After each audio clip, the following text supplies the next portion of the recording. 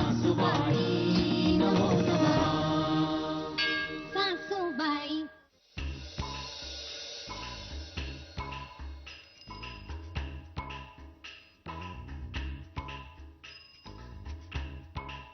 पाणी दे. आबा पाणी.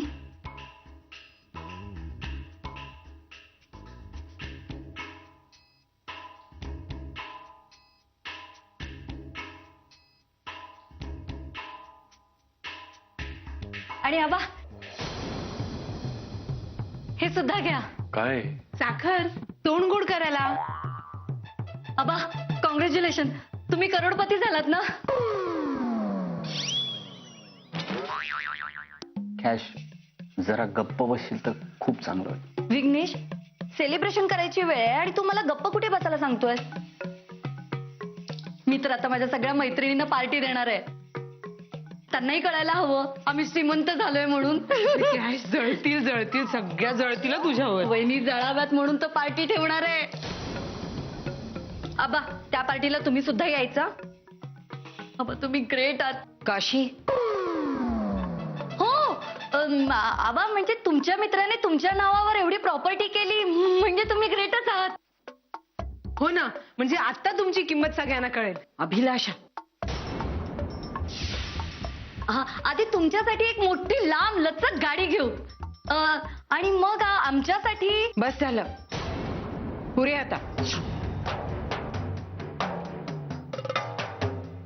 डोकं ठिकाणावर आहे ना तुमचं.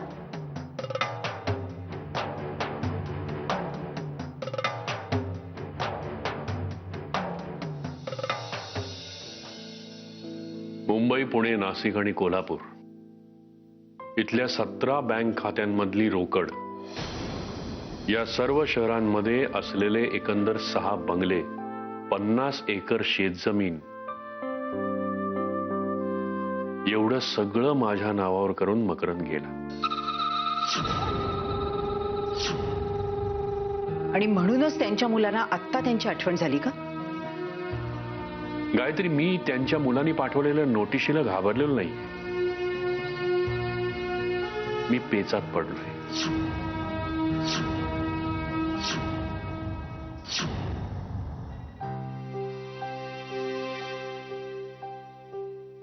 कोणत्या पेचात? गायत्री, ही सगळी इस्टेट मकरंदनी माझ्या नावावर केली.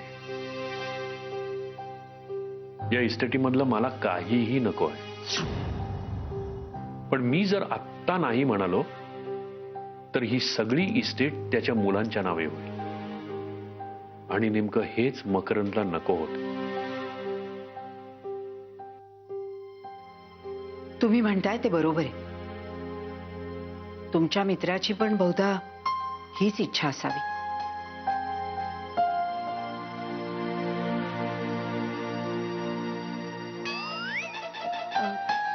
मी काय म्हणते आई, आबा, दारात आलेली लक्ष्मी अशी नाकारायची नसते.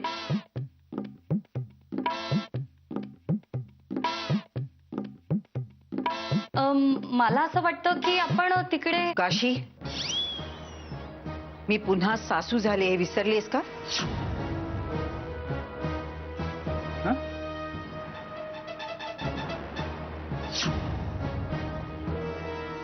चला आज जा आणि स्वयंपाकाचं बघा.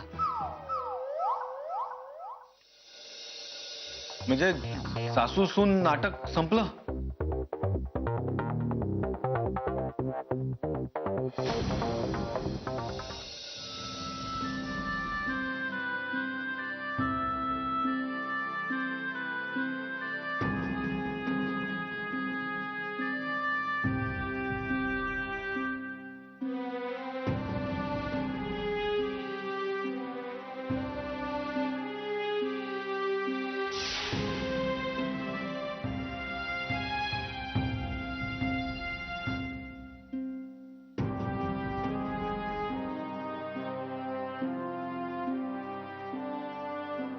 हे काय रे मकरंद?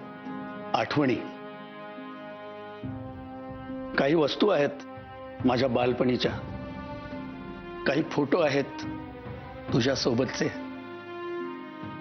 आपण खेळ खेळलो त्याचे, आणि आणखी एक वस्तू आहे त्यात. मी गेल्यावर उघडून बघ. ए मकरंदा, असं निर्वाणीचं नको रे बोलूस. अरे विनायका, सत्याला सामोरं जा असं तूच म्हणायचं असणार नेहमी. पण असं वेड्यासारखं बोलू नको रे. बोलू दे रे मला. आयुष्यभर तेवढी एकच गोष्ट जमली नाही मला, सत्याला सामोरं जाणं. तू खूप भाग्यवान आहेस विनायक. अरे तुला चांगली मुलं मिळाली, घर तुटत असताना ते सावरणारी बायको मिळाली, तुझं घर हसतं खेळतं झालं. मकरंदा, मला वाटतं की तुझा हट्ट सोडतो आता. मी तुझ्या मुलांना बोलून घेतो, कळवतो त्यांना कळवून काही फायदा होईल असं वाटतं का तुला? नको विनायक. अरे हा काय वेडा हट्ट आहे तुझा. अरे तू आहेस ना माझ्या शेवटच्या काळात, तेवढं पुरे आहे. आणि आपल्या माणसांना बोलवायचं ते आनंद वाटायला, दुःख नाही. नाही, नको बोलावू त्यांना. अगदी मी गेल्यावर सुद्धा नको बोलावू. मकरंद, अरे पण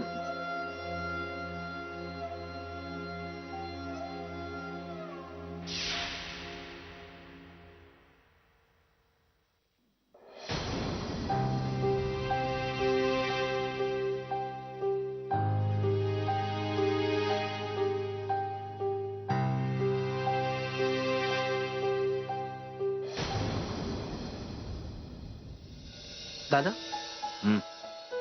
आपण मकरंद काकांच्या मुलांशी बोललो तर? आणि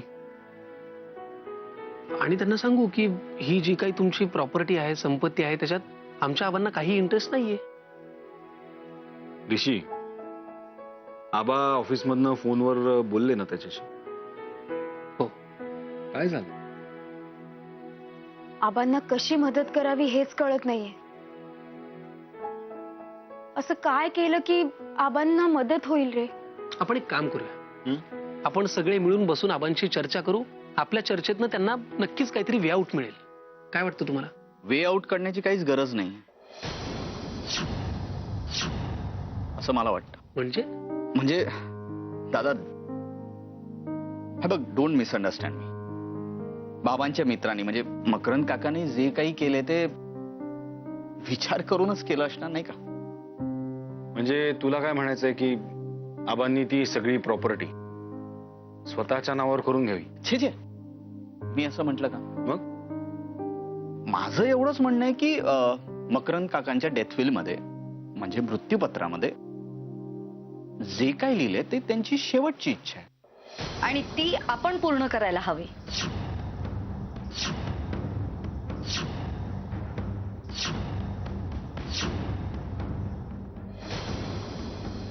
हेच म्हणतोय आम्ही कधीपासून, पण कुणी ऐकूनच घेत नाहीये. अभिलाषा, कुणी जर चुकीचं बोलत असेल तर कसं ऐकून घ्यायचं का?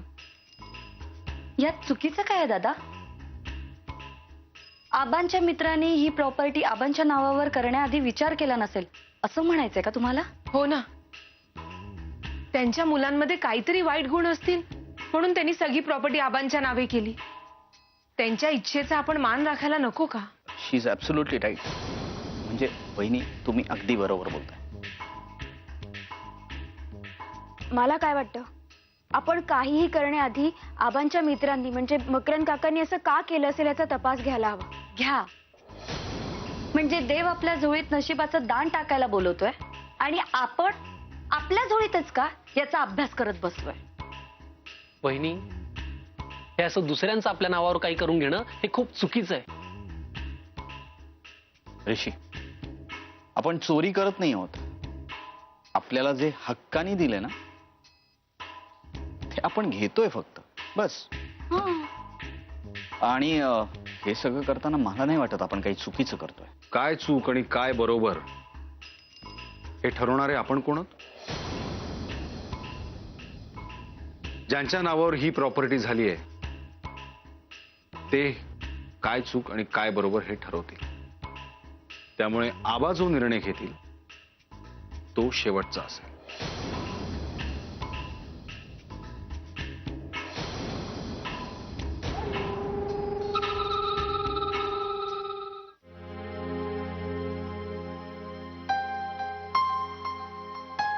अहो झोपा आता. झोप नाही लागणार मला आज. काहीतरी करायला हवं ग. काय करायचं ठरवलंय तुम्ही? तेच तर ठरत नाहीये. गायत्री, आपण ही सगळी प्रॉपर्टी दान केली तर? दानच करायची असती तर तुमच्या मित्राने नसती का केली? तुमच्या नावावर का केली? पण जर आपण ही प्रॉपर्टी घेतली नाही तर ती सरळ सरळ त्याच्या मुलांकडे जाणार. आणि मकरंदला नेमकं हेच नको होतं. मला एक सांगा, तुमच्या मित्राच्या मनात मुलांबद्दल राग होता का? छे ग, मंदार आणि पराग बद्दल असा राग वगैरे नव्हता त्याच्या मनात. म्हणजे त्याच्या बोलण्यात कधी आलं नाही. पण तो खोलवर दुखावला गेला होता एवढं मात्र नक्की. दुखावले होते? कशामुळे? म्हणजे बोलता बोलता एकदा मला म्हणाला की ही मुलं मला सोडून गेली याचं नाही दुःख मला वाटत, पण लहानपणापासून सख्ख्या मित्रांसारखे वागणारे हे दोघं भाऊ लग्नानंतर भांडू लागले, वेगळे झाले. पण मग त्यांनी समजावलं का नाही मुलांना? समजावण्याचा खूप प्रयत्न केला म्हणे, पण प्रत्येक वेळेला त्यांना वाटायचं की हा दुसऱ्याची बाजू घेतोय. दोघेही सोडून निघून गेले. म्हणून त्यांनी घर सोडलं? जाताना मला म्हणाला की एकदा तरी या दोन भावंडांना एकमेकांच्या खांद्यावरती हात ठेवून एकत्र आलेलं पाहिजंय मला. तर मी त्याला म्हटलं मी आत्ता फोन करतो, त्यांना बोलवून घेतो इथे. तर मला म्हणाला अजिबात नाही, त्यांना इथे नाही बोलवायचं. मी गेल्यानंतर सुद्धा माझं सगळं क्रियाकर्म तूच करायचंस. तुम्हाला एक सुचव?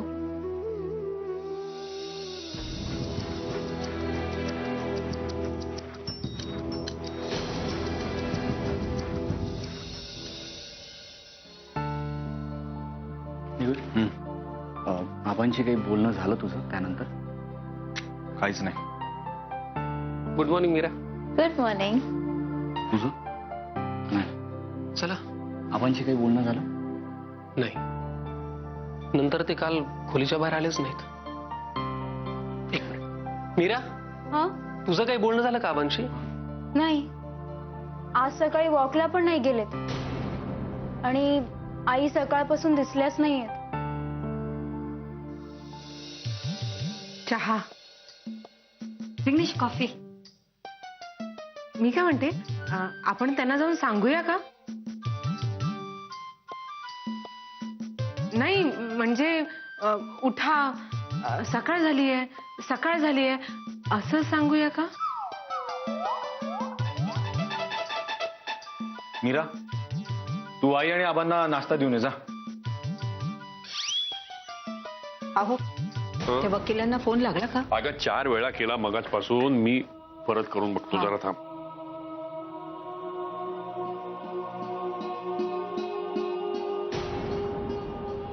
आबा, आई, कुठे निघालात तुम्ही?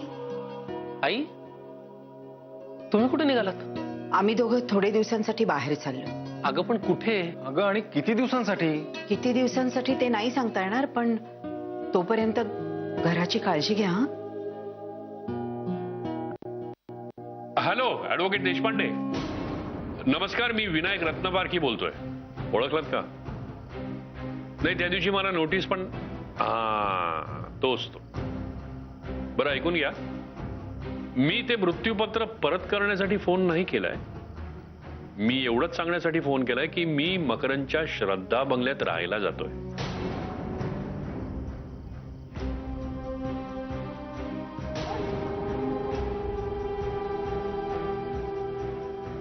हो, कारण तो बंगला मृत्यूपत्राद्वारे माझ्या नावावर झालेला आहे. त्यामुळे मी आता तिकडे कधीही जाऊ शकतो, नाही का? Oh, yes, you're welcome, Advocate Deshpande. And you can take action against me if you want.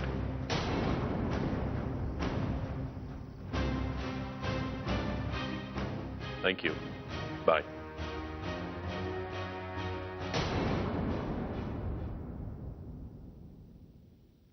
आबा, चला निघूया, उशीर होतोय ना. हो निघू. आबा पण चला आम्ही निघतोय.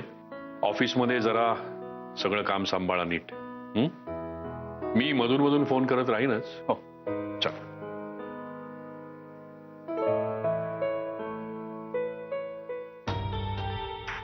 चला रे ऋषी चल.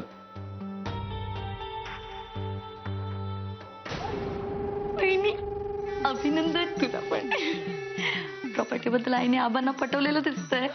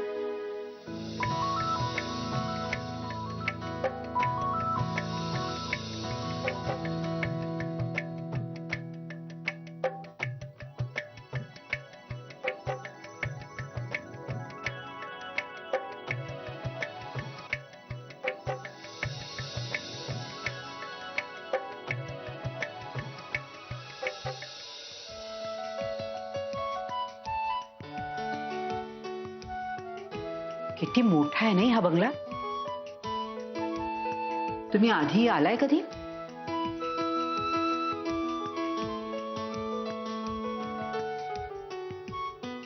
खूप वर्षांपूर्वी आलो तुम्ही इथे. पण अजूनही आहे तसा आहे बंगला. आलिशान, भव्य आणि अस्वस्थ.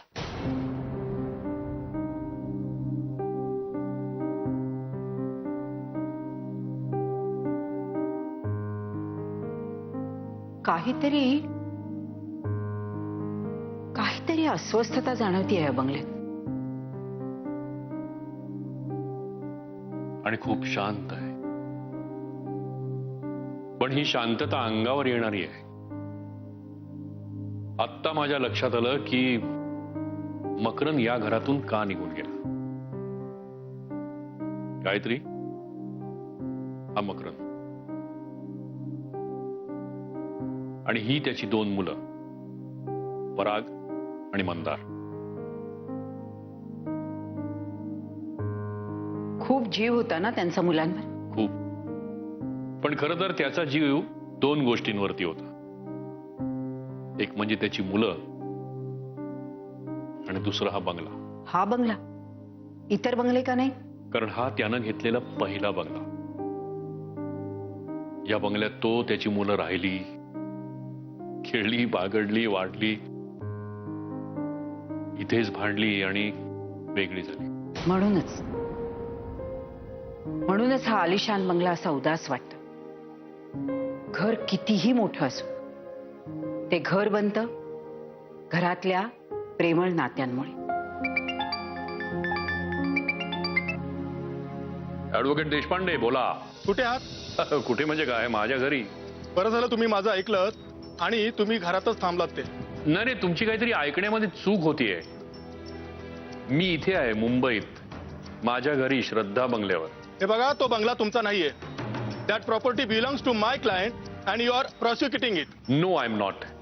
And for your kind information, mister Deshpande, this property belongs to me and not your clients. हे पहा मिस्टर रत्नपारकी, तुम्ही तो बंगला ताबडतोब खाली करा, नाहीतर तुम्हाला कायदा दाखवावा लागेल. अहो, कायद्याची भाषा कुणासमोर बोलताय? थोडाफार कायदा आम्हालाही कळतो. नाही, हे जरा तुम्ही समजून घ्या आणि तुमच्या क्लायंट्सनाही सांगा. ठेवतो फोन. बाय. ऍडव्होकेट देशपांडे, आता बघ, मकरंदची 2 मुलं धावत येतील त्यांच्या घरी. त्यांच्या घरी नाही, या आलिशान बंगल्यावर त्यांचा हक्क सांगण्यासाठी.